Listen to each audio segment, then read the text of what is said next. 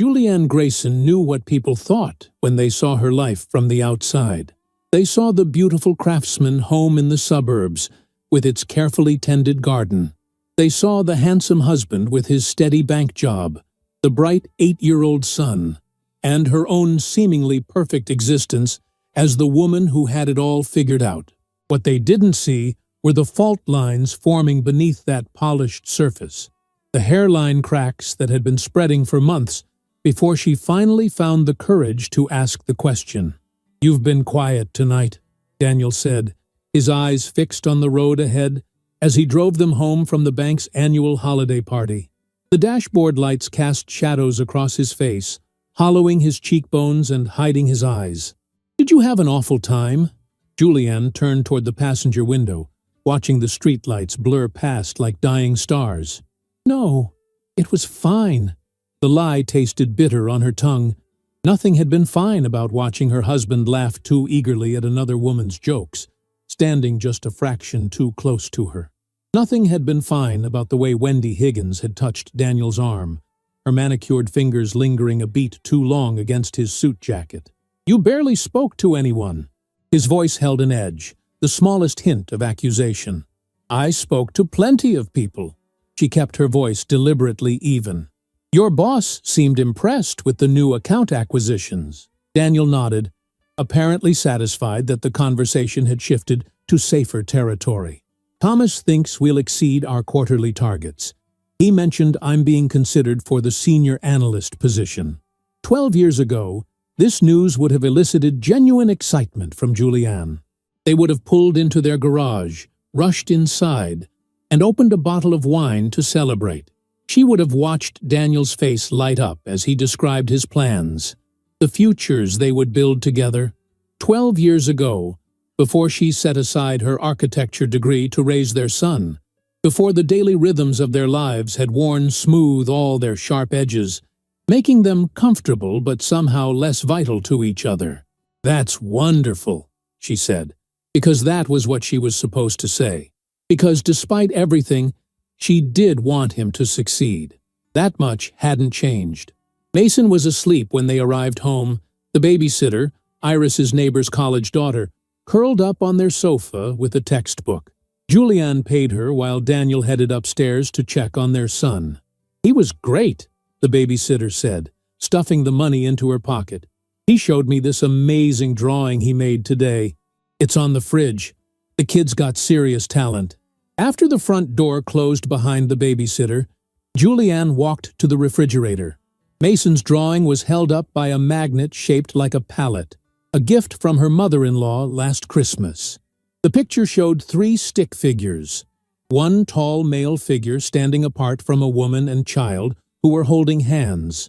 The space between the male figure and the others seemed deliberate, a visual representation of distance that made Julianne's chest tighten. She was still staring at the drawing when Daniel came back downstairs. "Sound asleep," he said, loosening his tie. "Didn't even stir when I kissed his forehead." Julianne nodded, her finger tracing the gap in Mason's drawing. "Have you noticed anything different about his pictures lately?" Daniel opened the refrigerator, pulling out a bottle of water. "Different how?" "The way he draws us. You're always separated from Mason and me." Daniel glanced at the drawing, his expression unreadable. "It's just a kid's drawing, Jules. Don't read too much into it. Children express what they observe," she said quietly. "He's picking up on something." Daniel sighed, scrubbing a hand over his face. "It's late, and I have an early meeting tomorrow. Can we not do this tonight?" There it was, the familiar deflection, the careful sidestepping of any conversation that might force them to acknowledge what was happening. For months, Julianne had respected these boundaries, had allowed herself to be redirected and placated. But tonight, watching Wendy Higgins lean into her husband's space, seeing the spark in Daniel's eyes that had once been reserved for her alone, tonight, something had shifted. "When did you stop talking to me?" she asked, her voice steady despite the trembling in her hands. "When did we become people who just coordinate schedules and discuss grocery lists?" Daniel's shoulders tensed. He set the water bottle down with deliberate care. "I talk to you every day." "No, You speak words in my direction. That's not the same thing. What do you want from me, Julianne? The rare use of her full name rather than Jules signaled his growing frustration. I work 50 hours a week. I coach Mason's soccer team. I fix things around the house. What else am I supposed to be doing? You're supposed to be present, she said, the words escaping before she could measure them. Not just physically here, but actually with us. With me. Daniel's expression hardened. I'm doing the best I can. Are you? The question hung between them, dangerous and electric, because it seems like you save your best for work, for your colleagues. His eyes narrowed. What's that supposed to mean? Julianne took a deep breath, the image of Wendy Higgins's hand on Daniel's arm flashing through her mind. You know exactly what it means. No, I don't. Daniel's voice had dropped, becoming quiet in the way that once meant he was truly angry. But it sounds like you've got something specific you want to say, so why don't you just say it? He hadn't planned this confrontation, hadn't rehearsed the words. But now that the moment was here, Julianne found herself oddly calm, as if she'd been preparing for this conversation her entire adult life. You've been working late 3 nights a week for the past 2 months, she said. Your phone is always face down now. You changed your password. You've started dressing differently. That new cologne wasn't a gift from me. And tonight, I watched you with her. The color drained from Daniel's face. With who? Wendy Higgins, your new investment manager. The one you've mentioned 17 times in the past month. Yes, I counted. The one who apparently needs to text you at 11:30 at night about urgent portfolio adjustments. She's a colleague, Daniel said, but his eyes slid away from hers. We're working on a major project together. I'm not a fool, Daniel. The calm was receding now, replaced by a rising tide of hurt. I've seen how you look at her. I saw how she touched you tonight. There's something happening between you two. Nothing is happening, he insisted, but the slight tremor in his voice betrayed him. Then why does it feel like I'm losing you? Julianne hated the vulnerability in her question, hated that after 12 years of marriage, she still needed reassurance that she was enough. Daniel's posture softened slightly. You're not losing me. I'm right here. Are you? She gestured around their kitchen, at the life they'd built together. Because it feels like you're pulling away. It feels like you're already half gone. He stepped closer, reaching for her hand, but Julianne moved back, needing space to think clearly. I need you to be honest with me. Do you have feelings for her? Daniel flinched as if she'd struck him. Jules, don't call me that right now, she interrupted. Not when you're about to lie to me. For several long seconds, they stood in silence, the distance between them seeming to expand with each passing moment. Then Daniel spoke, his voice barely above a whisper. I don't know what I feel anymore. The admission hit Julianne like a physical blow.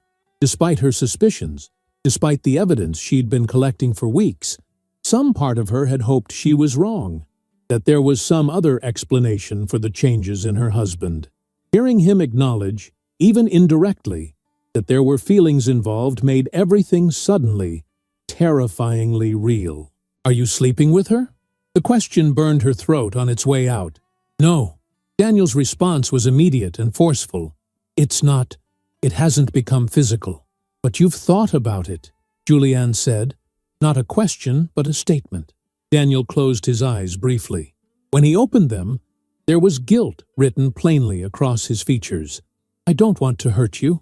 That ship has sailed, Julianne said, surprised by the hollow laugh that escaped her. What happens now? Are you leaving? Is this where you tell me you want a divorce? No! The vehemence in his response seemed genuine. That's not what I want. Then what do you want, Daniel? Because you can't have both of us. Her husband sank into one of the kitchen chairs, looking suddenly exhausted. I want things to be like they were before, when we were happy. Were we? Julianne asked softly. Or were we just going through the motions, so busy with work and raising Mason that we didn't notice we were drifting apart? Daniel looked up at her, his eyes filled with a confusion that mirrored her own. I don't know when it happened. One day we were those people who couldn't keep our hands off each other, who stayed up all night talking about our dreams. And then we were this. He gestured between them. People who live together but don't really see each other anymore. There was truth in his words, a truth that Julianne had been avoiding.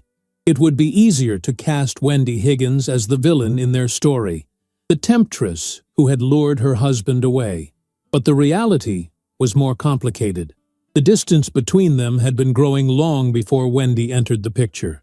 She had simply stepped into a gap that already existed. I want us to fight for this, Daniel said, his voice steadier now. For our family, for what we built. Julianne studied him, searching for signs of the man she had fallen in love with all those years ago. He was still there, beneath the tailored suits and the carefully styled hair, beneath the ambition and the distance. The boy who had once written her love notes and left them in her architecture textbooks, who had promised to build a life with her where they would both thrive. I don't know if I can trust you, she admitted, and I'm not sure what's left to fight for. Daniel stood, moving toward her slowly, as if approaching a wounded animal. Everything, he said. Mason, our home, 12 years of history. The fact that despite everything, I still look for you in every room I enter. His words pierced through her anger, finding the part of her that still wanted to believe in them. Words are easy, Daniel. It's actions that matter. Then let me show you, he said. I'll transfer departments, away from Wendy. I'll go to counseling. We can go together. Whatever it takes. Julianne felt tears threatening, but she blinked them back. You say that now, but what happens the next time you meet someone who makes you feel whatever she makes you feel? This isn't about Wendy, Daniel insisted. It's about us, what we've lost, and what I want to find again. Upstairs, they heard Mason's bedroom door open, followed by the soft padding of small feet on the hallway carpet. Mom? His sleepy voice called down the stairs. I had a bad dream.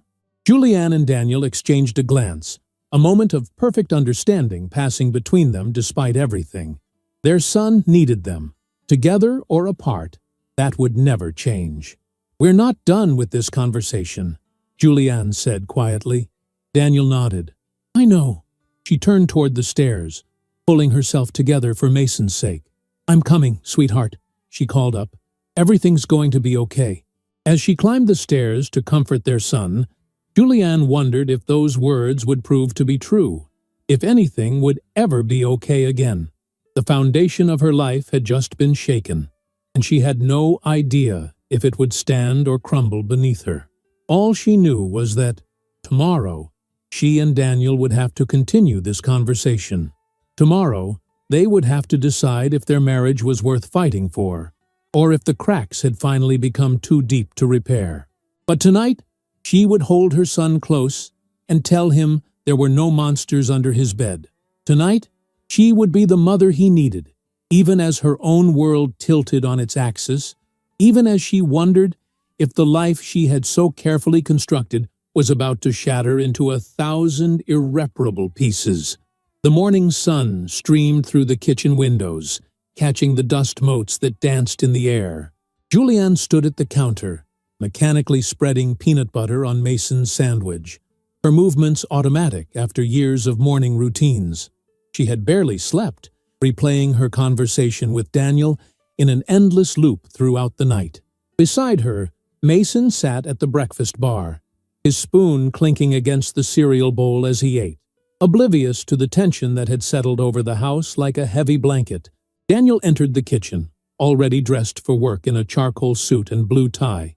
He paused in the doorway, his eyes finding Julianne's across the room.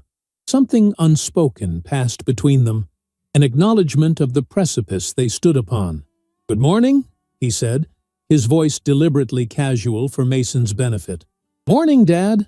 Mason looked up, milk dribbling down his chin. "Can we go to the Science Museum this weekend? Tyler's dad took him, and he said they have a new dinosaur exhibit with real fossils you can touch." Daniel glanced at Julianne, uncertainty flashing across his face. Neither of them knew what their life would look like by the weekend. what promises they could make to their son. "We'll see, buddy," Daniel said finally, ruffling Mason's hair as he passed. "Sounds like fun, though." Julianne sliced the sandwich diagonally, the way Mason preferred, and placed it in his lunchbox. "Finish your cereal, sweetie. The bus will be here in 15 minutes. Daniel poured himself coffee, standing close enough that Julianne could smell his cologne, the familiar scent he had worn for years, not the new one she had mentioned last night. She wondered if the choice was deliberate, a small gesture meant to reassure her. "I called in to work," he said quietly. "Told them I needed a personal day." Julianne looked up, surprised. Daniel never took days off unexpectedly. In the 12 years they had been married, she could count on one hand the number of times he had called out sick. "Mason," she said, turning to their son, "why don't you go brush your teeth and get your backpack ready?" Mason groaned, but slid off the stool, taking a final spoonful of cereal before heading upstairs. When his footsteps had faded, Julianne turned back to Daniel. "Why did you take the day off?" Daniel set his coffee cup down carefully. "Because we need to talk, and this can't wait until after work. Not with everything that was said last night." Julianne nodded, grateful that he recognized the urgency, even as anxiety bloomed in her chest. "I need to get Mason on the bus first." The next 15 minutes passed in a blur of activity. Finding Mason's missing library book, reminding him about his homework folder, hugging him tightly at the bus stop, as if he might disappear if she let go too soon. When the yellow bus finally pulled away, Julianne stood on the sidewalk for a long moment, watching until it turned the corner and vanished from sight. Then she walked slowly back to the house where her husband, and their uncertain future, waited. Daniel was sitting at the kitchen table, 2 fresh cups of coffee before him. He had loosened his tie and unbuttoned his collar, looking less like the polished banker and more like the young man she had fallen in love with in college. The sight made her heart ache with a complicated mixture of love and betrayal. "I made you coffee," he said as she entered, sliding one of the mugs toward her. Julianne accepted it, wrapping her hands around the warm ceramic. "Thank you." She sat across from him, the familiar table between them now feeling like neutral territory in contested land. "I spent all night thinking about what you said," Daniel began, "about us drifting apart, about Wendy." Julianne flinched slightly at the name, at the casual way it fell from his lips. And you're right." His voice was steady, his eyes never leaving hers. "I've been pulling away. I've been distracted by work, by my own ambitions, and yes, by her." "Do you love her?" The question burned in Julianne's throat, but she needed to know. Daniel shook his head immediately. "No, it's not love. I don't know what to call it. A distraction. An escape, maybe." "From what?" Julianne asked, trying to keep the hurt from her voice and failing. "From me? From our life together?" "Not from you," Daniel said, reaching across the table as if to take her hand, then thinking better of it. "From the person I've become. From this version of us that somehow lost its way." Julianne stared into her coffee, watching the light reflect off its surface. "I don't understand what that means." Daniel sighed, running a hand through his hair. "Do you remember when we were first married? How we used to talk about everything.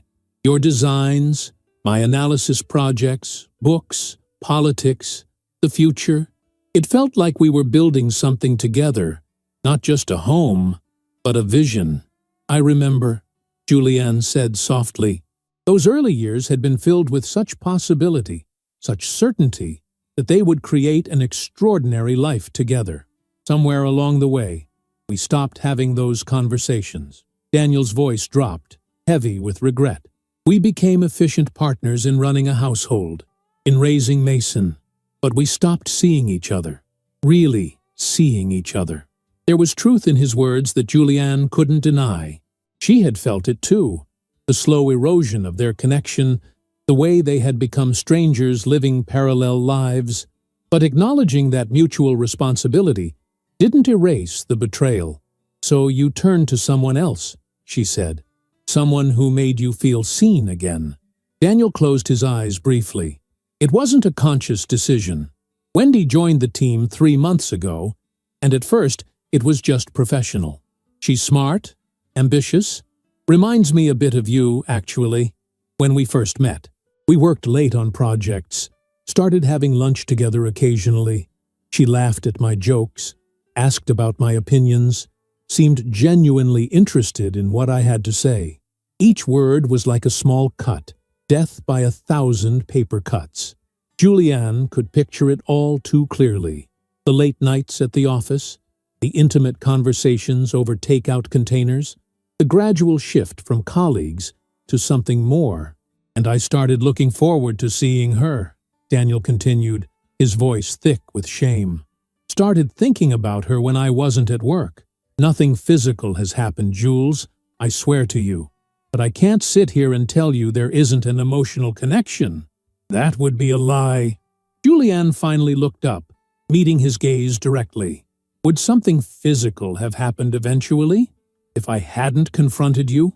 The question hung between them, heavy and unavoidable. Daniel's hesitation before answering told her everything she needed to know. I don't know, he admitted finally.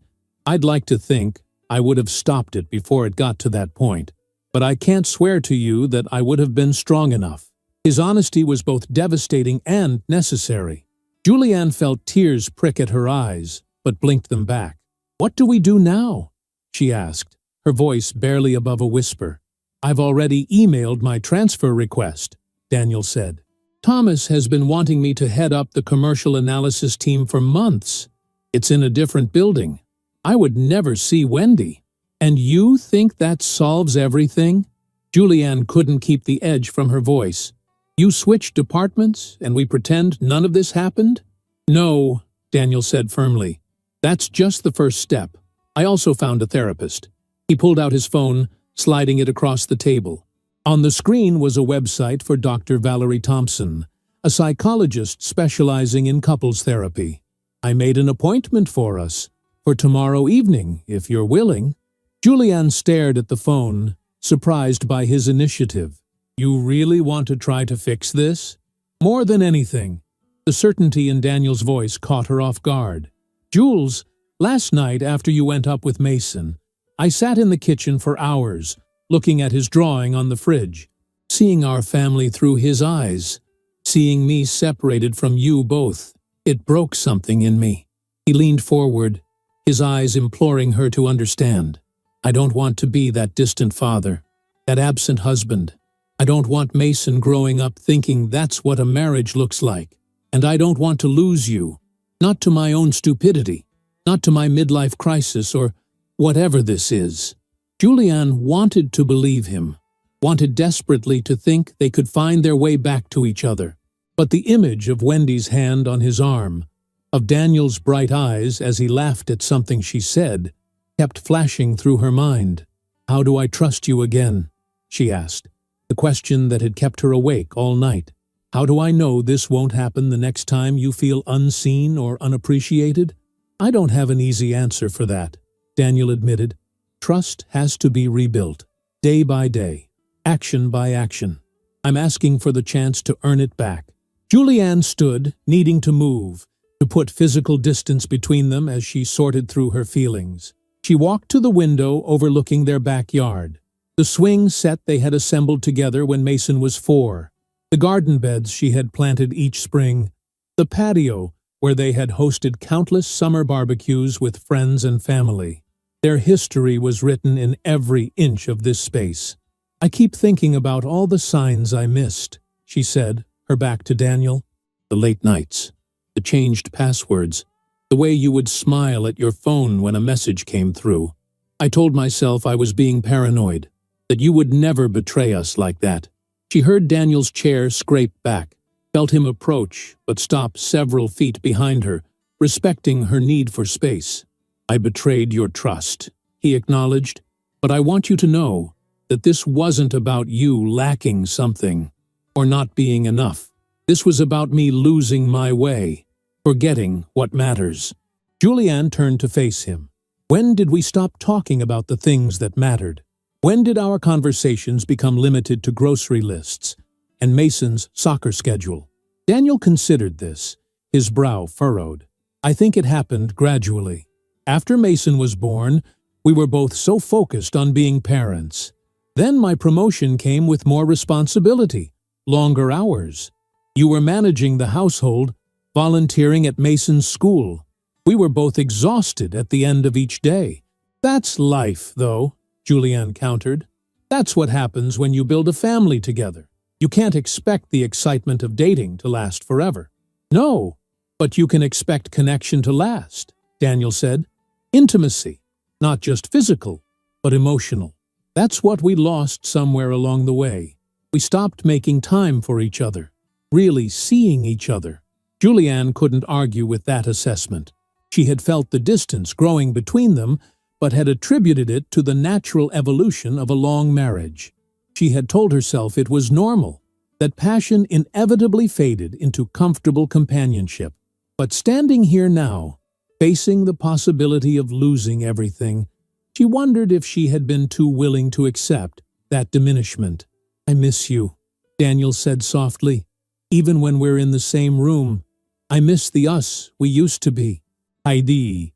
His words echoed her own unspoken thoughts, and for the first time since their confrontation, Julianne felt a glimmer of hope that perhaps they weren't as far apart as she had feared, that perhaps there was still something worth fighting for. The appointment with Dr. Valerie, she said after a long pause. What time is it? 6:30 tomorrow evening. I already asked my mother if she can watch Mason. The fact that he had thought of these details, had taken concrete steps toward repairing what was broken between them, told Julianne something important about his intentions. Okay, she said. I'll go. Relief washed over Daniel's face. Thank you. I'm not making any promises, Julianne clarified. I don't know if we can fix this, but I'm willing to try, for Mason's sake, if nothing else.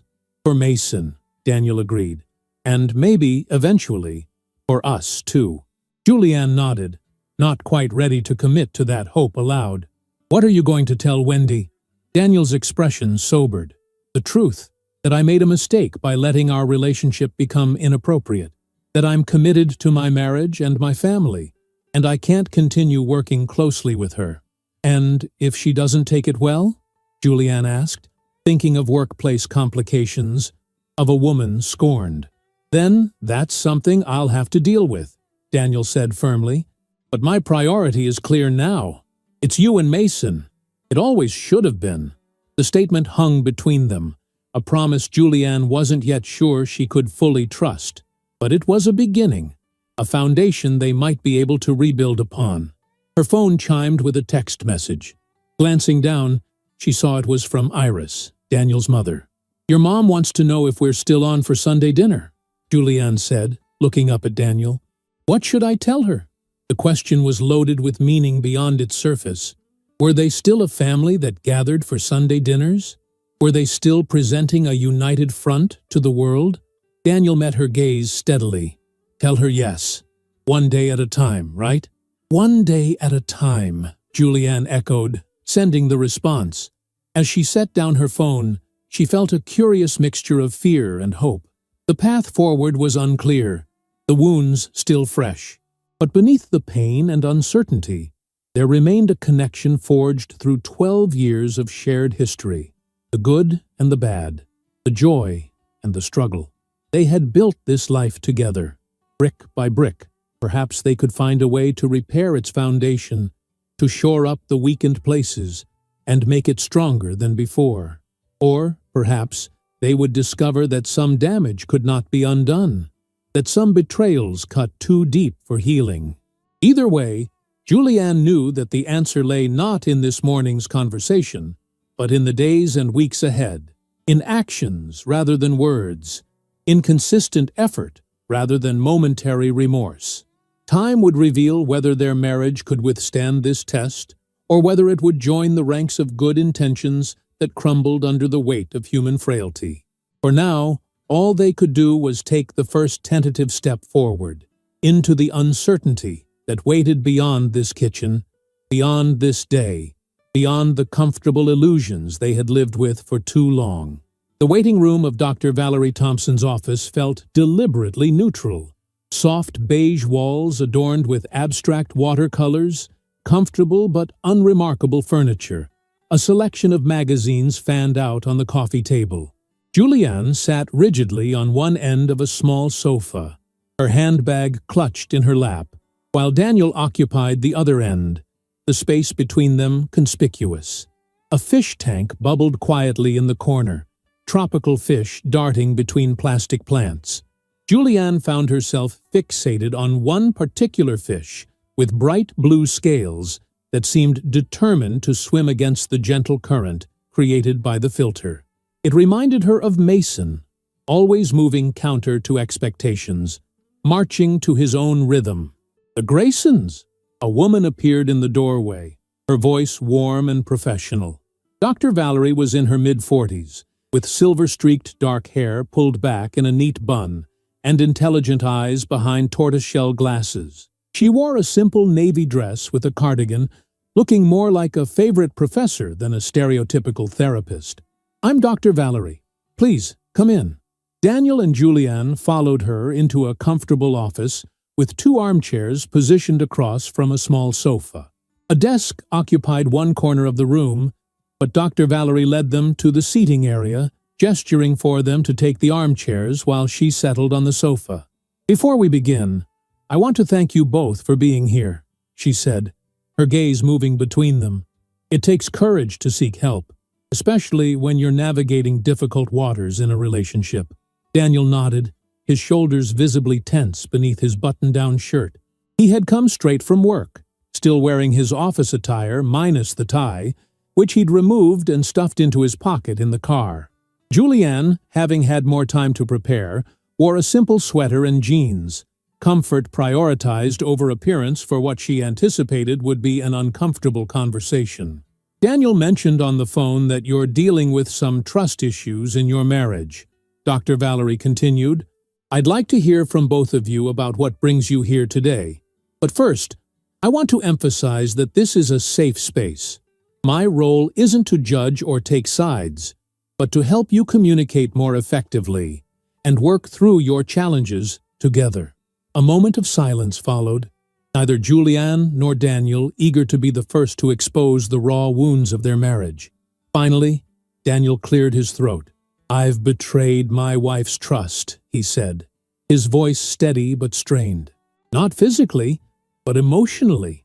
I allowed myself to develop feelings for someone at work, a colleague." Dr. Valerie's expression remained neutral, her pen making a brief note on the pad in her lap. "Julianne, how did you learn about this?" Julianne's hands tightened around her purse strap. "I suspected something was wrong for months. Daniel was working later than usual, being secretive with his phone. Then, 2 nights ago, at his company party, I saw them together. The way they interacted." She paused, the memory still sharp enough to make her wince. "I confronted him afterward." "And how did that conversation go?" Dr. Valerie asked. "It was honest," Daniel answered, before Julianne could speak. "Painfully honest. I admitted that I'd formed an inappropriate emotional attachment to my colleague, Wendy, that I'd been drawn to her attention, to how she made me feel." "And how did she make you feel, Daniel?" Dr. Valerie asked, her tone curious rather than accusatory. Daniel glanced at Julianne, then back to the therapist. "Seen. Interesting. Like my thoughts and ideas mattered." He hesitated, then added, "Like I was more than just a provider, a father, a husband. Like I was still the person I used to be before all those responsibilities." The words stung, even though Julianne had suspected as much. "Did I make you feel like you weren't interesting?" she asked, unable to keep the hurt from her voice. "Like your thoughts didn't matter?" "No, that's not," Daniel started, then stopped, recalibrating. "It's not that you did anything wrong, Jules. It's that we both got so caught up in the logistics of our life together that we stopped having the kinds of conversations we used to have. Everything became about schedules and bills and Mason's activities." Dr. Valerie made another note. "It sounds like you're describing a common pattern in long-term relationships. The shift from romantic partners to co-managers of a shared life. The excitement and deep connection of early relationship stages often gives way to more practical concerns, especially when children enter the picture. "Is that normal?" Julianne asked, seeking reassurance that their difficulties weren't unique, that they hadn't failed where others succeeded. "Completely normal," Dr. Valerie confirmed. "But normal doesn't mean it's what either of you want or need. The challenge is finding ways to maintain that deeper connection while also managing the practical aspects of building a life together." She turned to Daniel. "You mentioned that this relationship with your colleague hasn't become physical. Can you tell me more about the boundaries, or lack thereof, in that relationship?" Daniel shifted uncomfortably. "We text outside of work hours, sometimes late at night. Nothing explicit, just conversations. About books we're reading, ideas, occasionally personal things. I've shared frustrations about work with her that I probably should have brought to Jules instead." "Have you taken steps to address this situation at work?"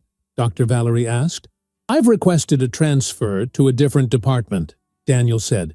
"It was approved yesterday. I also spoke to Wendy, told her that our relationship had crossed professional boundaries and that I needed to recommit to my marriage. That conversation was difficult." Julianne looked up sharply.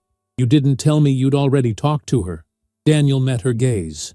"It happened yesterday afternoon. I was going to tell you, but then we were focused on getting ready for this appointment, and Mason needed help with his science project. How did she take it?" Julianne couldn't help asking, picturing this woman she had only seen once, imagining the conversation. Daniel rubbed the back of his neck, a gesture Julianne recognized as discomfort. "Not well, initially. She was upset, said I'd given her the impression that I was unhappy in my marriage. She accused me of leading her on." "Had you?" Dr. Valerie asked, her tone neutral but direct. "Not intentionally," Daniel said after a pause, "but I can see how my actions might have suggested that. I never spoke negatively about Jules or our marriage, but I probably shared more than I should have about feeling disconnected, restless." Dr. Valerie turned to Julianne. "How are you feeling, hearing this?" Julianne took a deep breath. Hurt, angry, scared. She twisted her wedding ring, a nervous habit she'd developed over the years. "Part of me understands what Daniel is saying about us losing our connection. I've felt it too, the distance growing between us. But another part of me thinks that's what happens in a marriage. The passion fades. You build something different, something steady. Does it have to be either or?" Dr. Valerie asked gently. "Either passion or stability?" The question hung in the air, challenging an assumption Julianne hadn't realized she'd been making, that the erosion of their romantic connection was inevitable, the natural progression of any long-term relationship. "I don't know," she admitted. "My parents had a practical marriage. They were partners, companions, but I rarely saw any romance or passion between them. I thought that was just how it works, eventually." "And you, Daniel?" Dr. Valerie turned to him. "What did marriage look like in your family of origin?" Daniel's expression grew thoughtful. "My parents divorced when I was 12. My father had affairs, multiple affairs. He was present physically, but absent emotionally, always chasing the next thrill, the next woman who would make him feel young and exciting again." His voice tightened. "I swore I would never be like him, that I would be faithful, present, committed. And yet, here we are," Julianne said softly, not as an accusation, but as an observation. "Here we are," Daniel echoed, shame evident in his face, "following patterns I promised myself I would break." Dr. Valerie leaned forward slightly. "It's important to recognize those patterns, but also to recognize where you've diverged from them. Daniel, unlike your father, you've chosen to confront this situation before it became physical. You've taken responsibility and are actively seeking to repair your relationship. That's significant." She looked between them. "Both of you have mentioned feeling disconnected, but I wonder, when did you first notice that disconnect? Can you identify a turning point?" Julianne and Daniel exchanged glances, each trying to pinpoint when the subtle shift had occurred. After Mason was born, Julianne said finally, we were both exhausted, overwhelmed. I was struggling with the transition from career woman to stay-at-home mom. Daniel was working longer hours to support us on one income. We stopped talking about anything that wasn't directly related to survival or parenting. Daniel nodded in agreement. The first few years with Mason, we were just trying to keep our heads above water. By the time things settled into a routine, that routine didn't include the kind of connection we used to have. We never consciously rebuilt it. That's a very common experience for new parents, Dr. Valerie assured them. The demands of raising children, particularly in those early years, can consume all your available energy and attention. But Mason is 8 now, Julianne pointed out. We've had time to find our footing, to reconnect. Why haven't we? Because reconnection requires intention, Dr. Valerie said. It doesn't just happen naturally once the initial crisis of new parenthood passes. It requires both partners to recognize what's been lost and make a conscious effort to rebuild it. She set her notepad aside, leaning forward. I'd like to try something if you're both willing. Daniel, can you tell Julianne one thing you miss about your earlier relationship? Something specific, not general. Daniel turned toward Julianne, their eyes meeting for what felt like the first time in years. Truly meeting, not just passing over each other in the course of daily interactions. I miss our Sunday mornings, he said, his voice softening with the memory. When we would wake up early but stay in bed for hours, talking about everything and nothing. Your hair spread across the pillow, the way the light would come through the curtains, how we would make elaborate plans for trips we'd take someday, houses we'd design together. You'd sketch ideas on napkins while I calculated how many years of saving it would take. We were building castles in the air, but they felt possible because we were creating them together. But Keats, the specificity of the memory, the details Daniel had preserved all these years, caught Julianne off guard.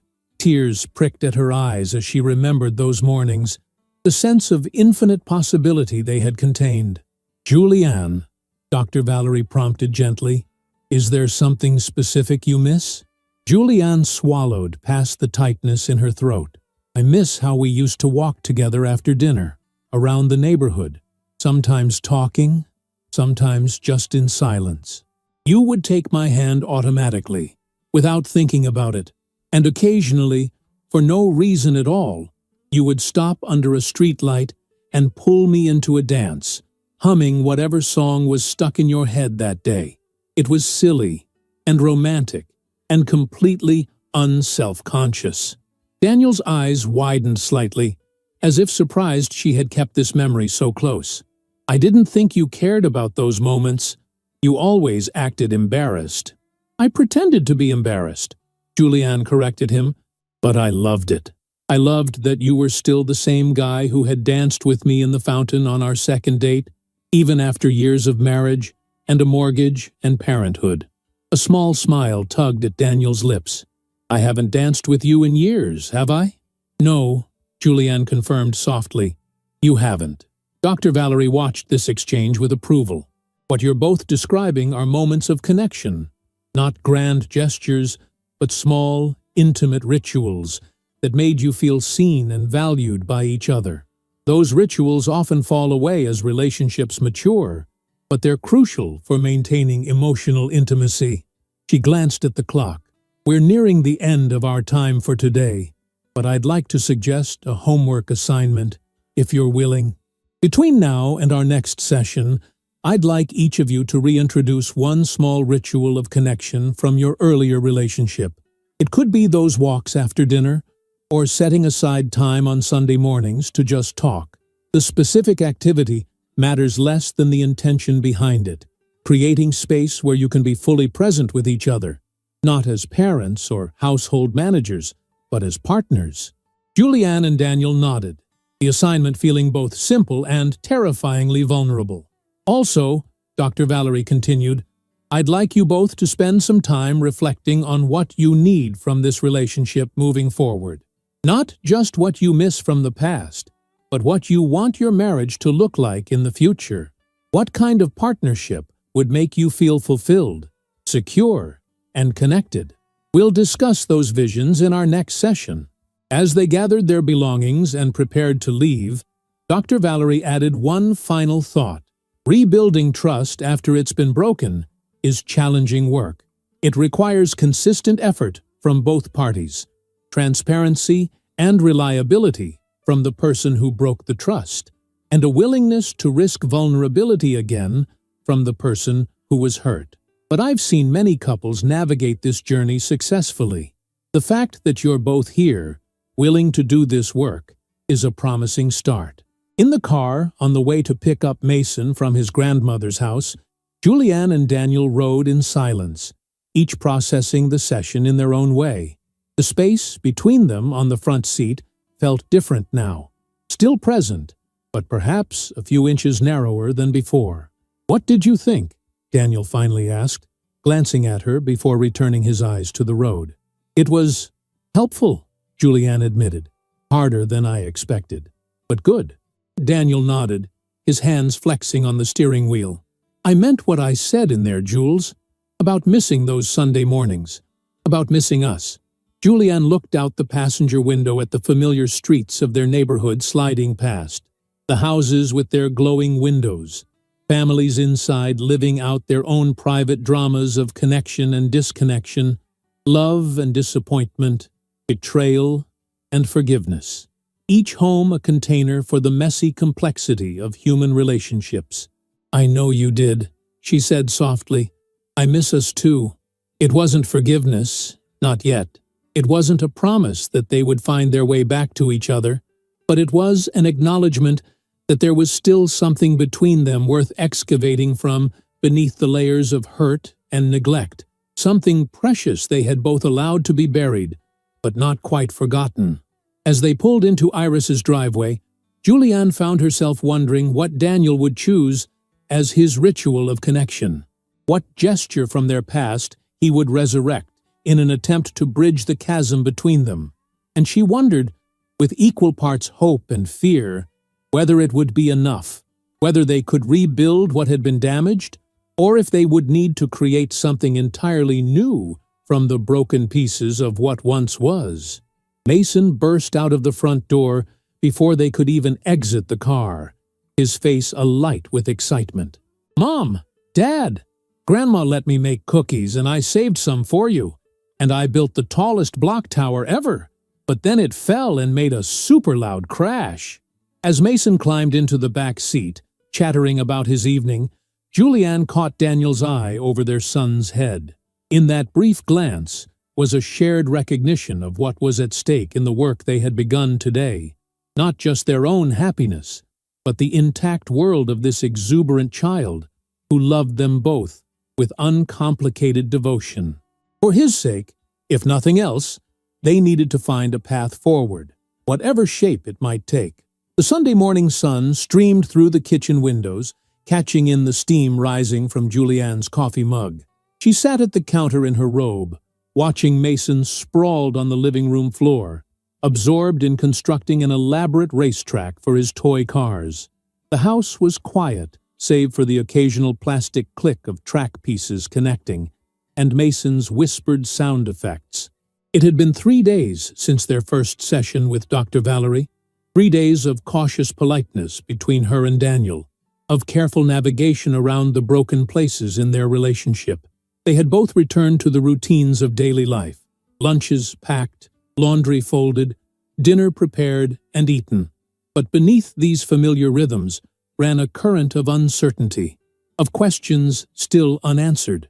Daniel appeared in the doorway, freshly showered, his hair still damp. Instead of his usual weekend attire of old jeans and a faded t-shirt, he wore newer jeans and a button-down shirt she hadn't seen him wear in months. The subtle effort in his appearance didn't escape her notice. "Morning," he said, pouring himself coffee. "Sleep okay?" "Well enough." The truth was more complicated. She'd lain awake long past midnight, her mind cycling through memories and worries, before finally falling into restless sleep. But detailed honesty about her emotional state still felt too vulnerable, too exposing. Daniel glanced at Mason, ensuring he was out of earshot, then lowered his voice. I was thinking about Dr. Valerie's assignment, the ritual of connection. Julianne nodded, her fingers tightening around her mug. She had been thinking about it too, trying to decide which fragment of their past she wanted to reclaim. If you're up for it, Daniel continued, I thought maybe we could go for a walk after breakfast, like we used to, just around the neighborhood. The suggestion caught her by surprise. Not the walk itself, but the fact that he had chosen the ritual she had mentioned during their therapy session. It was a small acknowledgement that he had truly heard her, had recognized what had been meaningful to her. I'd like that, she said after a moment. Mason could ride his bike alongside us. Daniel shook his head slightly. Actually, I asked my mom if she could take him to the Children's Museum this morning, the dinosaur exhibit he's been talking about. She'll be here at 10 to pick him up. Julianne felt a flutter of anxiety at the thought of being alone with Daniel for an extended period. Their interactions since the confrontation had been conducted primarily in Mason's presence, his innocent chatter filling the silences between them. The prospect of sustained one-on-one time felt both necessary and frightening. Okay, she agreed, setting down her coffee. A walk would be nice. Iris arrived promptly at 10, her energy filling the house as she swept in with plans for the day and a bag of snacks for Mason. If she sensed the tension between her son and daughter-in-law, she had the grace not to mention it, focusing instead on Mason's excitement about the dinosaur exhibit. We'll be back around 3, she told them, shepherding Mason toward the door. Take your time. Enjoy your morning. As the door closed behind them, the house fell into a silence that felt suddenly vast. Julianne and Daniel stood in the entryway, the absence of their son creating a vacuum neither seemed to know how to fill. Should we go? Daniel finally asked, reaching for his light jacket. Outside, the October morning was crisp but pleasant, the trees along their street displaying the first hints of autumn color. They walked side by side, not touching, the familiar sidewalks of their neighborhood stretching before them, houses they had passed hundreds of times over the years, gardens they had watched transform through seasons, neighbors they greeted with waves and nods, the landscape of their shared life. For the first 10 minutes, they walked in silence, the space between them occupied only by the sound of their footsteps and the occasional passing car. Julianne found herself remembering how easily conversation had flowed between them in the early days, how they could talk for hours without effort or awkwardness. When had that changed? When had silence become their default state? I went to see Thomas yesterday, Daniel said finally, breaking the quiet, to confirm my department transfer. Julianne glanced at him. How did that go? He was surprised but supportive.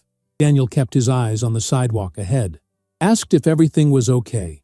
I told him I needed a change, new challenges. He didn't push for more details. And the transfer is definite? You'll be completely separate from her? Julianne still couldn't bring herself to say Wendy's name casually, as if she were just another colleague. Daniel nodded. Different floor, different team, different projects. The paperwork is processed.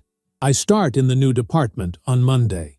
Relief washed through Julianne, though she knew the physical separation was only part of the solution. The emotional entanglement wasn't something that could be resolved by a change in office location. Have you? She hesitated, not sure she wanted the answer to her next question. Have you spoken to her again, since you told her about recommitting to our marriage? Daniel's pace slowed slightly. She sent me a text yesterday, asked if we could talk. I didn't respond. Will you? Julianne asked, her voice carefully neutral. No. The firmness in his tone was reassuring. There's nothing more to say. I made my choice clear. Engaging further would only complicate things. They turned onto a tree-lined path that wound through the small neighborhood park where Mason had learned to ride his bike. The memory of that day surfaced in Julianne's mind. Daniel running alongside their son, holding the back of the bicycle seat, Mason's face a mixture of terror and determination, her own heart in her throat, as Daniel finally let go, and Mason pedaled forward on his own for the first time. "Do you remember teaching Mason to ride his bike here?" she asked, the shared memory offering a safe point of connection. Daniel's expression softened. Of course. He was so scared but so stubborn. Refused to give up, even after falling 3 times. "He gets that from you," Julianne said. "That determination. And his creativity from you." Daniel smiled slightly. The cardboard city he built in the garage last month was impressive. All those detailed buildings, the little people he drew. He's got your eye for design. They continued walking, the conversation shifting to Mason, his recent school projects, his developing personality, his future. Their son remained the one topic they could discuss without strain or guardedness, the one part of their life where their love and investment remained perfectly aligned. As they approached the pond at the center of the park, Daniel slowed his pace. "Jules, there's something I've been wanting to say to you. About Wendy." Julianne tensed, unsure if she was ready for more revelations. "What about her?" "It wasn't about her specifically," he said carefully. "I need you to understand that. It wasn't about her being more attractive or interesting or special than you. It was about—" He paused, searching for the right words.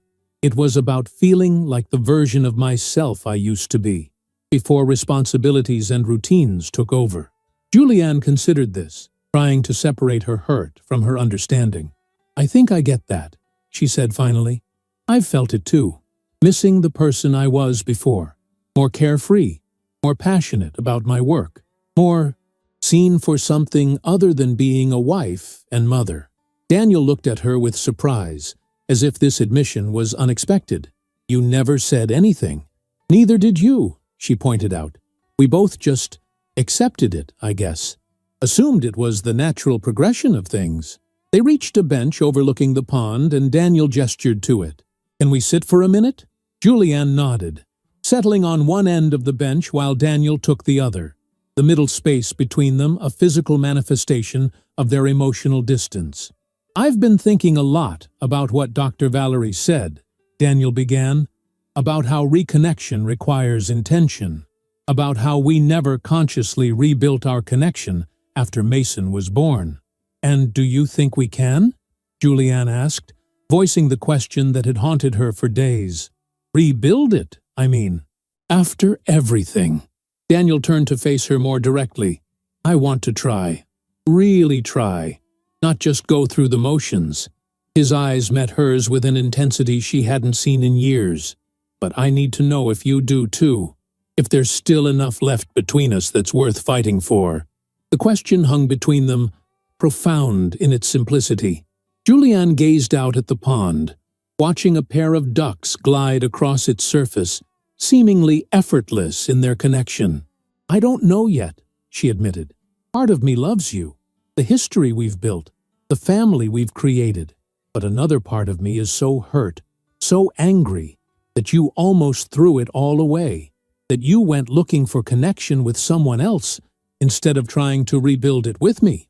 Daniel nodded, accepting her honesty without defense. "I understand that, and I'll accept whatever you decide, Jules.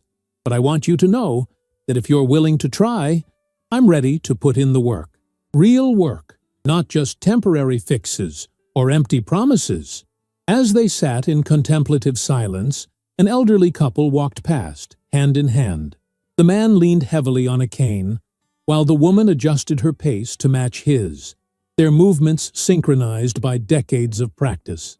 The woman laughed at something he said, the sound bright in the morning air, and he beamed at her with undisguised adoration. "Do you think they've always been happy?" Julianne asked softly, watching the couple continue down the path. "Or do you think they had moments like this too? Times when they almost lost each other?" Daniel followed her gaze. "I'd bet they've weathered their share of storms. No relationship that long comes without challenges. But they found their way back to each other," Julianne observed. "They're still holding hands after all these years. Maybe that's the secret," Daniel suggested. "Not avoiding the storms, but learning how to weather them together, coming out the other side stronger." The simplicity of his observation resonated with Julianne. Perhaps they had been expecting too much. A marriage without conflict, without periods of distance, without the need for constant renewal. Perhaps the true measure of a successful relationship wasn't the absence of challenges, but the willingness to face them together, to continually choose each other despite them. Daniel's phone buzzed in his pocket.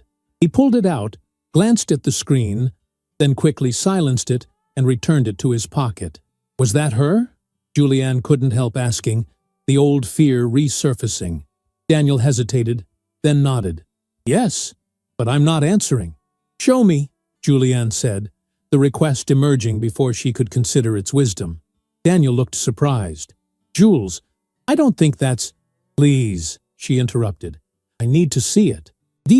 After a moment's hesitation, Daniel pulled out his phone and handed it to her. On the screen was a text notification from W.H. Wendy Higgins, Julianne presumed. The message preview read, Daniel, we need to talk. This isn't just about us anymore. There's something you should… The preview cut off there, the rest of the message hidden unless she opened it. Julianne stared at the screen, her heart racing. What did that mean? This isn't just about us anymore? What was the something Daniel should know? She handed the phone back to him, her hand trembling slightly. What do you think she means? Daniel shook his head, his expression troubled. I don't know, but whatever it is, it doesn't change anything. My decision is made. Aren't you curious? Julianne pressed. What if it's important? Nothing she has to say is more important than what we're doing right now, Daniel said firmly, trying to save our marriage. But a seed of doubt had been planted, and Julianne found it difficult to return to the openness of their earlier conversation. The text message hovered between them now, an unwelcome reminder of the third person who had entered their relationship. They rose from the bench by silent mutual agreement and continued their walk, the easy rhythm of their earlier exchange replaced by a heavier silence. As they neared their street, Daniel stopped suddenly. Wait here for a second, he said, then jogged ahead to their house, leaving Julianne puzzled on the sidewalk. He returned moments later with something in his hand, a small portable speaker. Before she could ask what he was doing, he set it on a nearby retaining wall and pressed play. The opening notes of At Last by Etta James filled the quiet Sunday morning air. Daniel, what are you… Julianne began, but stopped as he extended his hand to her. Dance with me, he said simply. Right here, under this maple tree, like we used to.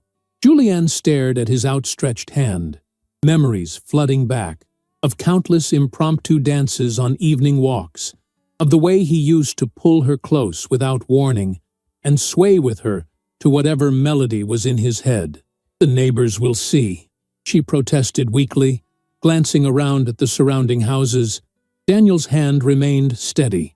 Let them see me dancing with my wife on a Sunday morning. Seat. Something about the earnestness in his expression, the vulnerability of the gesture, broke through her reserve. Julianne placed her hand in his, allowing him to draw her closer. His other hand settled at her waist, while hers found his shoulder, the familiar position feeling simultaneously strange and right.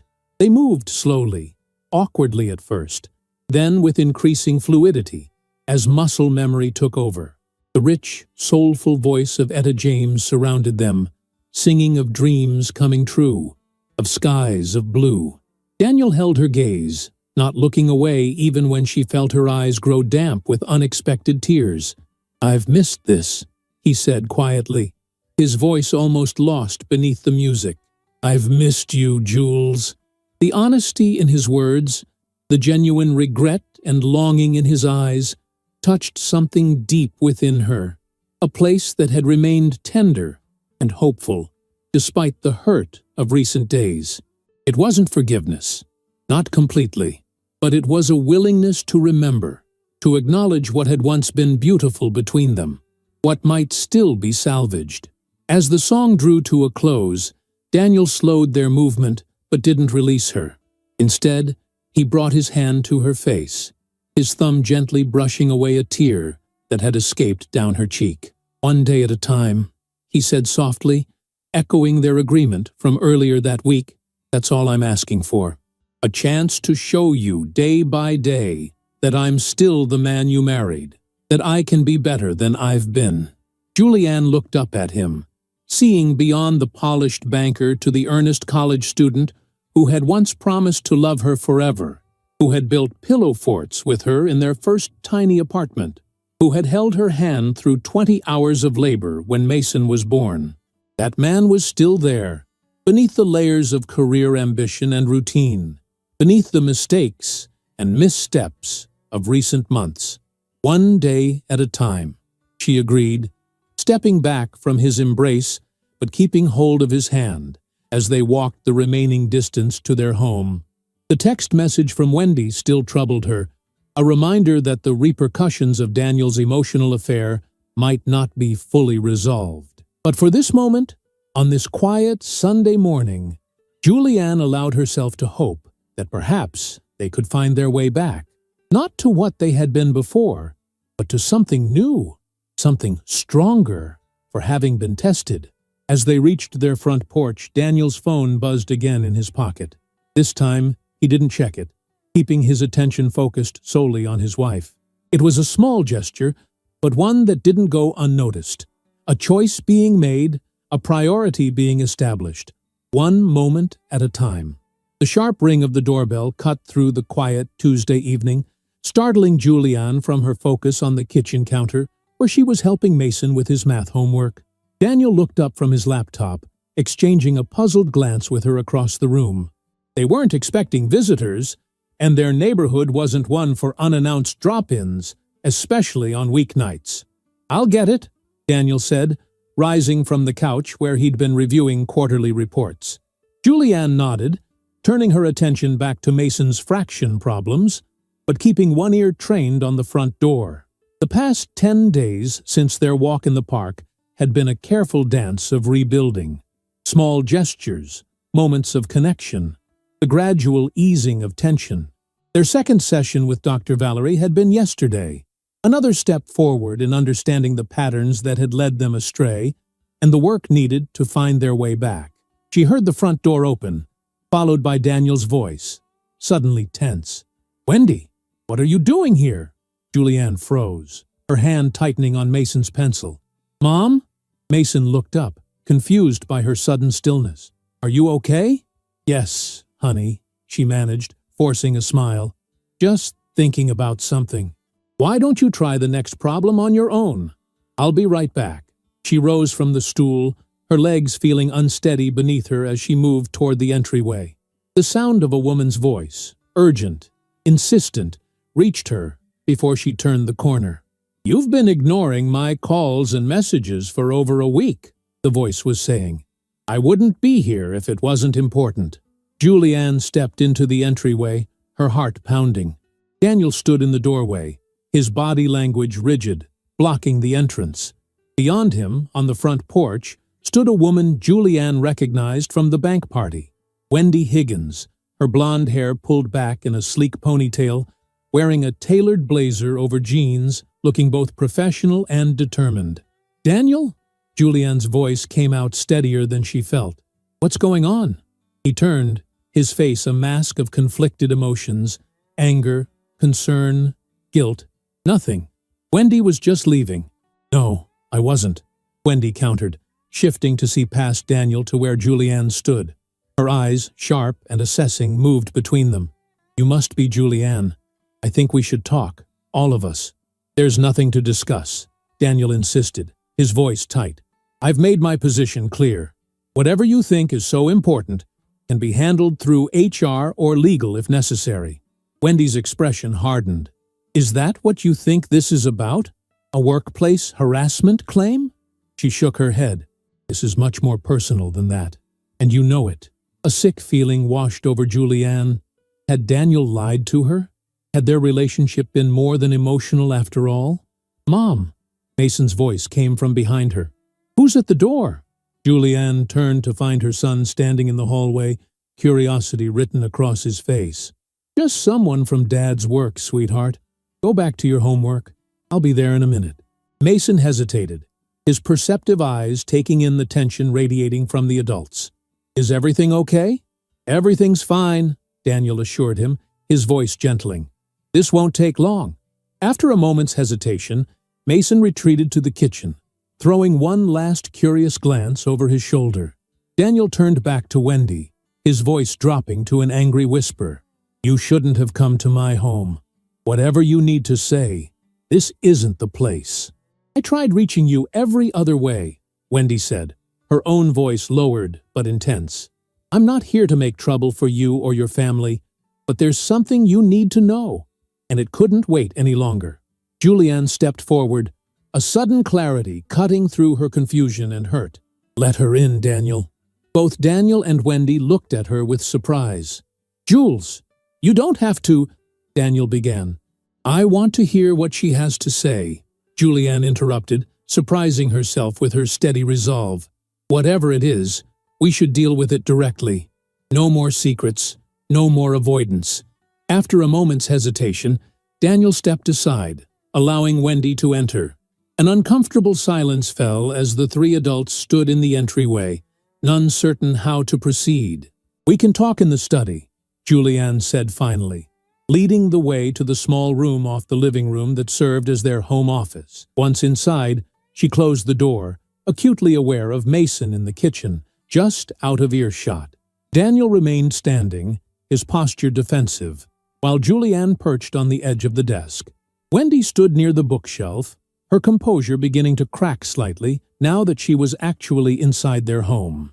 "What's so urgent that you needed to come to our house?" Daniel asked, his tone clipped. Wendy took a deep breath. "I'm pregnant." The words hung in the air, devastating in their simplicity. Julianne felt the room tilt around her, her grip on the desk edge tightening until her knuckles went white. "That's impossible," Daniel said, his face draining of color. "We never—" "Not yours," Wendy clarified quickly, her eyes moving to Julianne. "I'm not saying it's Daniel's child. We never had that kind of relationship." Relief washed over Julianne so powerfully that she nearly swayed where she sat. "Then whose—" she began, before understanding dawned. "Thomas, your boss." Wendy nodded, some of her earlier confidence faltering. "Yes, Thomas and I have been involved for 6 months. It's complicated. He's married, has children. When I told him about the pregnancy last week, he panicked, said he needed time to figure things out." Her voice caught. "Yesterday, he called me into his office and told me he's arranged a transfer for me to the Seattle branch, effective immediately."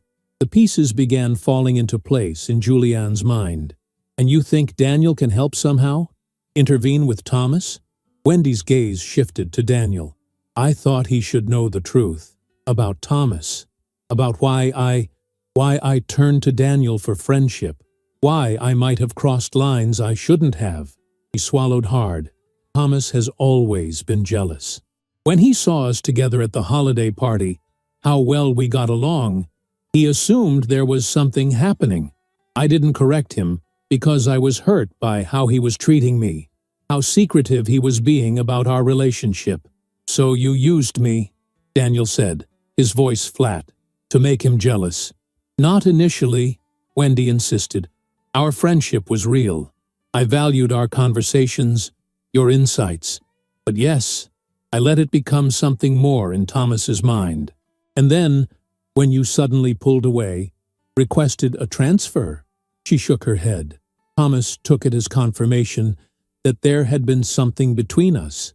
He accused me of being unfaithful, used it as an excuse to distance himself when I told him about the baby." Julianne watched Daniel's face as Wendy spoke, saw the complex emotions crossing his features, anger, confusion, and beneath it all, a dawning comprehension. "The text you sent," he said, "about it not being just about us anymore, you meant the baby." Wendy nodded. "I needed you to know the truth, not just for my sake, but because Thomas is using you, using the idea of our non-existent affair to avoid his responsibilities. He's planning to tell his wife that he's been suspecting inappropriate behavior between us at work. That's why he's been distant. He's creating a narrative where he's the victim, not the one who's been having an actual affair for months. The room fell silent as they absorbed this information, the tangled web of deception and consequences that had ensnared them all. "Why tell us this now?" Julianne asked finally. "Why not just accept the transfer and start fresh in Seattle?" Wendy's professional facade crumbled further, revealing the vulnerability beneath. "Because I can't let him get away with this. With using Daniel as a scapegoat, with abandoning his child, with lying to everyone. And because—" She hesitated, her eyes meeting Julianne's directly for the first time. "Because I saw you two at the party, before everything fell apart. I saw how you looked at each other when you thought no one was watching, like there was still something worth fighting for." Julianne felt Daniel's gaze on her, but kept her focus on Wendy. "There is," she said quietly. "We're working on it." Wendy nodded, a flash of regret crossing her features. "I'm sorry for my part in complicating things. Whatever encouragement I may have given Daniel, whatever boundaries I failed to respect, that was wrong. I was lonely, confused about my own situation. But that's no excuse." Daniel moved closer to Julianne, not touching her, but standing near enough that she could feel his presence, solid and reassuring. "What do you want from us, Wendy? Why tell us all this?" Wendy straightened, regaining some of her composure. "I want Thomas to take responsibility for his actions, for this child. I'm not asking him to leave his wife or upend his life, but I won't let him pretend this baby doesn't exist or use you as cover for his own indiscretions." "And you think I can somehow make that happen?" Daniel asked skeptically. "You're respected at the bank," Wendy said. "Your voice carries weight. If you spoke to him, made it clear that you know the truth." "Cheat." Julianne watched her husband's expression shift, saw him weighing this unexpected request against his own recent mistakes, his own journey toward accountability. "I'll talk to him," Daniel said finally. "Not for you, but because it's the right thing to do. Children deserve fathers who step up, who take responsibility." He glanced at Julianne. "And because I know something about facing the consequences of your actions, about owning your mistakes instead of running from them." Relief washed over Wendy's face. "Thank you." "You should go now," Julianne said, not unkindly. "Our son is waiting, and we have a lot to discuss." Wendy nodded, gathering her composure. As Daniel led her to the front door, Julianne remained in the study, trying to process this unexpected twist in their already complicated situation. When Daniel returned, he stood in the doorway, uncertainty written across his features. "Jules, I swear to you, I never—" "I know," she interrupted, surprising herself with the certainty in her voice. "I believe you." Daniel looked momentarily stunned. "You do?" Julianne nodded, rising from the desk to face him directly. "If there's one thing I've learned these past weeks, it's how to recognize when you're telling me the truth. Your reaction to her announcement, that wasn't guilt or fear of being exposed. That was genuine shock." The tension visibly drained from Daniel's shoulders. "Thank you for trusting me with that. After everything, I wouldn't have blamed you for assuming the worst. A month ago I might have," Julianne admitted, "but we've been doing the work, Daniel.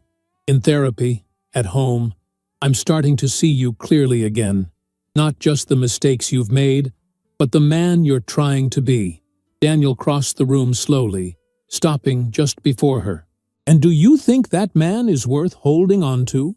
The question hung between them, weighted with all that had happened, all that might still be possible. Julianne thought of their dance in the park, of the Sunday morning breakfast Daniel had made for the family 2 days ago, of the handwritten note she'd found in her wallet yesterday. Small gestures rebuilding a foundation that had been cracked but not destroyed. "Yes," she said softly, "I do." Daniel's eyes filled with an emotion so raw and grateful that it took her breath away. He reached for her hands, holding them gently in his own. "I love you, Jules. I never stopped, even when I lost my way. And I promise you, I will spend every day making sure you never doubt that again." Julianne felt something shift within her. Not forgiveness, exactly, but a willingness to move forward, to believe in the possibility of redemption, of renewal. One day at a time, she reminded him, echoing their ongoing promise to each other. One day at a time, he agreed, squeezing her hands gently. A knock on the study door broke the moment. "Mom? Dad?" Mason called through the wood. "Is everything okay?" "I finished my math problems." They exchanged a smile, the shared love for their son a bridge connecting them even in their most difficult moments. "Everything's fine, honey," Julianne called back. "We'll be right there." 6 months later, Julianne stood in the doorway of their bedroom, watching Daniel as he sat on the edge of their bed, gently cradling a tiny bundle wrapped in a soft yellow blanket. The late spring sunlight filtered through the curtains, creating a warm glow around father and daughter as Daniel whispered softly to the baby, his expression one of wonder and devotion. The path to this moment had not been smooth or straightforward. There had been difficult conversations, painful revelations, moments of doubt and fear. Thomas had eventually taken responsibility for his child with Wendy, though their situation remained complicated. Daniel had kept his promise to maintain appropriate professional boundaries, focusing his energy and attention where it belonged, on his family, on rebuilding what had nearly been lost. Dr. Valerie had guided them through months of therapy, helping them identify the patterns that had led them astray, teaching them new ways to communicate, to connect, to stay present with each other, even amid the demands of daily life. They had learned to create deliberate spaces for intimacy, not just physical, but emotional and intellectual as well. Sunday morning conversations in bed, evening walks hand in hand after Mason was asleep, date nights where phones were left at home, and they rediscovered the simple pleasure of giving each other their undivided attention. And then, 4 months into their journey of reconciliation, came the unexpected news. Julianne was pregnant. The baby they had once hoped for, but eventually stopped trying to conceive, had chosen this moment to enter their lives, a testament to the renewed connection they had fought so hard to restore. "She has your eyes," Daniel said softly, looking up and noticing Julianne in the doorway. That same intense gaze, like she's figuring out the whole world at once. Julianne moved into the room, settling beside him on the bed and leaning against his shoulder to gaze down at their daughter. "And your dimple," she observed, touching the tiny indentation that appeared when the baby yawned. "Poor thing." Daniel laughed softly. "Hey, you once told me that dimple was what made you agree to a second date." "Did I?" Julianne teased. "I must have been trying to spare your feelings. It was definitely your taste in music that won me over." This easy banter, the ability to tease and laugh together, it had returned gradually over the months, a gift they no longer took for granted. Every smile, every shared joke, every moment of genuine connection was appreciated anew, treasured for the hard-won victory it represented. A light knock sounded on the bedroom door, and Mason peeked in, his expression a mixture of curiosity and the careful pride of a new big brother. "Can I come in? I finished my homework." "Of course." Julianne patted the space beside her. "Come meet your sister properly. She's awake for once." Mason approached cautiously, climbing onto the bed and peering down at the newborn with studied concentration. "She's so tiny," he observed. "Was I that small?" "Even smaller," Daniel told him, carefully transferring the baby to Mason's waiting arms, helping him support her head correctly. "You were in such a hurry to meet us that you arrived 3 weeks early." Mason looked down at his sister with sudden seriousness. "I'm going to teach her everything," he declared. "How to build the best block towers and draw dinosaurs and ride a bike." "I'm sure she can't wait," Julianne said, her heart full as she watched her children together for the first time, the boy who had been their first miracle, the daughter who represented their second chance. Later that evening, after Mason had gone to bed, and the baby was asleep in her bassinet, Julianne and Daniel stood on their back porch, the spring night air cool but pleasant around them. Daniel's arm rested lightly around her waist. Her head leaned against his shoulder, their bodies finding the familiar contours that had always fit together so perfectly. "I've been thinking about names," Daniel said quietly, "for the baby." They had decided to wait until after her birth to name her, wanting to meet her first, to see who she might be before assigning her an identity she would carry through life. "And?" Julianne prompted, curious. They had discussed various possibilities, but hadn't settled on anything definitive. "What about Hope?" Daniel suggested.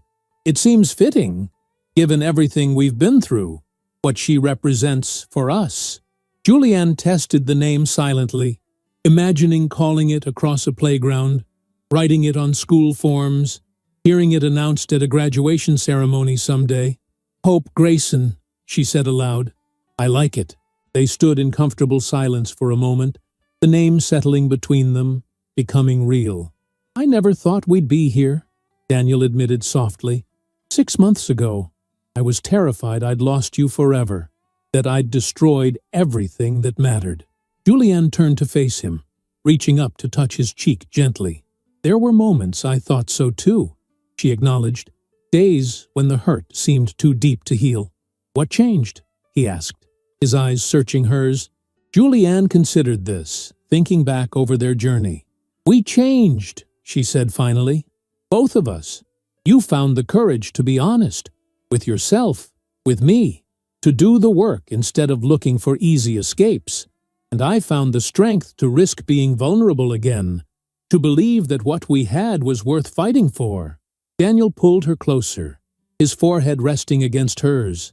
"I will never take you for granted again," he promised. "Never stop seeing you, hearing you, choosing you, every single day.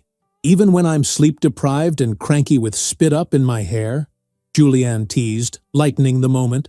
"Especially then," Daniel assured her, smiling. "That's when you're most magnificent." He reached into his pocket, pulling out a small velvet box. "I have something for you." Julianne looked at him with surprise. "Daniel?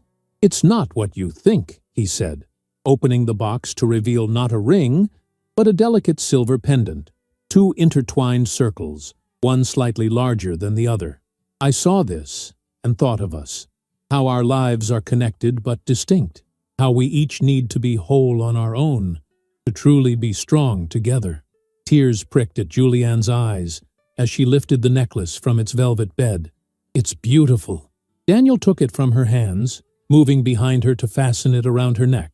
Dr. Valerie talks about interdependence versus codependence, how healthy relationships require 2 complete people choosing to build something together, not 2 broken halves trying to complete each other.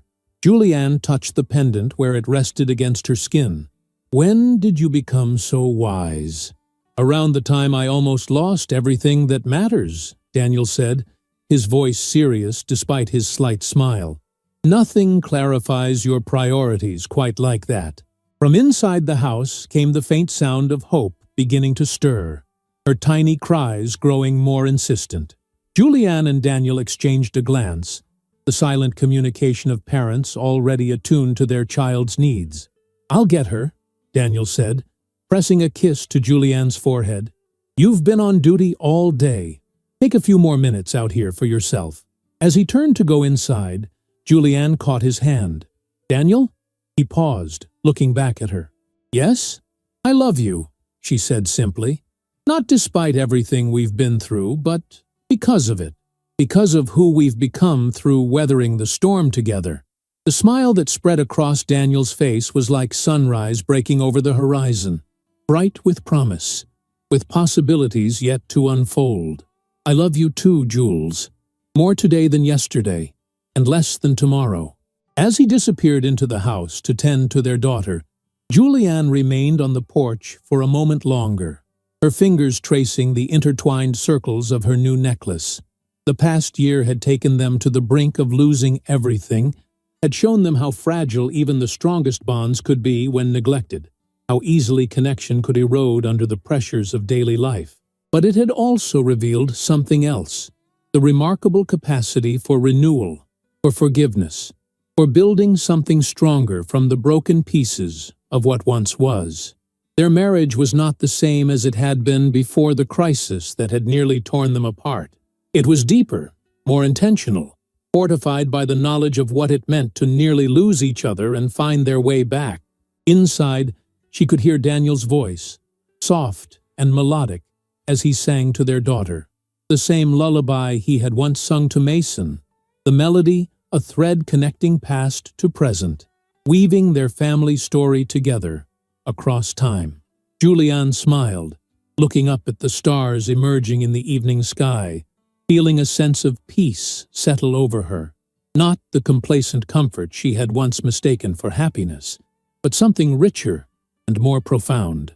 The hard-won serenity of knowing that love, real love, wasn't about perfect moments or grand gestures, but about choosing each other anew each day, about doing the work even when it was difficult, about building a life together one moment at a time.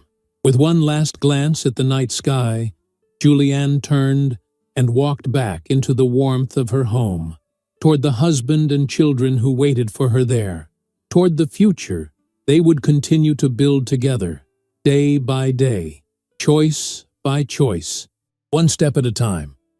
If you enjoyed the story, leave a like and subscribe to the channel. And drop a comment below. What city are you watching from? And if your heart tells you to, feel free to leave me a tip on Buy Me a Coffee. Just check the first pinned comment. Thanks for keeping me company and for the coffee, and I'll see you in the next story.